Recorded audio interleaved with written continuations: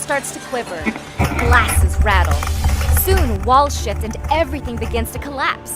Telltale signs of what could be a devastating earthquake. आप सब ने लाइफ में बहुत से अर्थक्वेक्स एक्सपीरियंस तो किए होंगे, मगर क्या आपने कभी सोचा है कि ये अर्थक्वेक्स आते कैसे हैं? तो आइए एक्सप्लेन करता हूँ कि क्यों कुछ जगह पे बहुत ज़्यादा अर्थक्वेक्स आते हैं और कुछ जगह पे आते ही नहीं।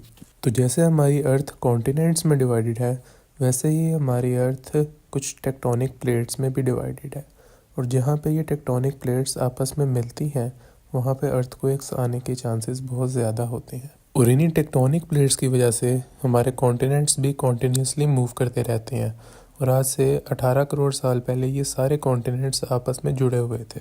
और इन्हीं टेक्टोनिक प्लेट्स की मूवमेंट की वजह से आज ये सारे कॉन्टिनेंट्स सेपरेट हो चुके हैं और हमें कुछ इस तरह से दिखते हैं।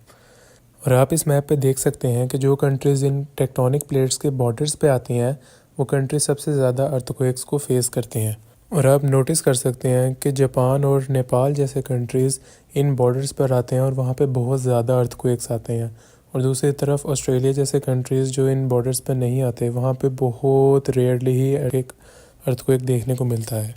एक इंटरेस्टिंग बात ये है कि अर्थक्वेक्स ना सिर्फ लैंड पर आते हैं बल्कि ओशंस के अंदर भी आते हैं, और जब ओशंस के अंदर एक अर्थक्वेक आता है तो वो बेडरॉक को ऊपर की तरफ पुश करता है, जिससे एक बहुत बड़ी पानी की वेव क्रिएट होती है, और इस बड़ी सी वेव को हम सुनामी कहते हैं। अर्थक्वेक्स की सिवियरिटी को मेजर करने के लिए एक सीस्मोग्राफ का इस्तेमाल किया जाता है, जो कि अपने अंदर वाइब्रेशंस को मेजर करता है।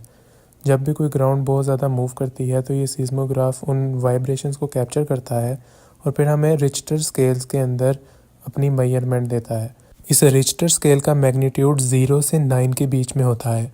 0 यानी बहुत ही छोटा सा अर्थक्वेक और 9 यानी बहुत ही ज़्यादा सीवियर अर्थक्वेक। और हिस्ट्री में रिकॉर्डेड सबसे सीवियर अर्थक्वेक वाल्दिवियन अर्थक्वेक था, जो कि 1960 में आया, और ये रिक्टर स्केल पे 9.5 मैग्नीट्यूड का था। और इसी के साथ आज का वीडियो ख़त्म करते हैं। आई होप आपको अर्थक्वेक्स के बारे में बेसिक इन्फॉर्मेशन आ गई होगी। वीडियो देखने का बहुत बहुत शुक्रिया।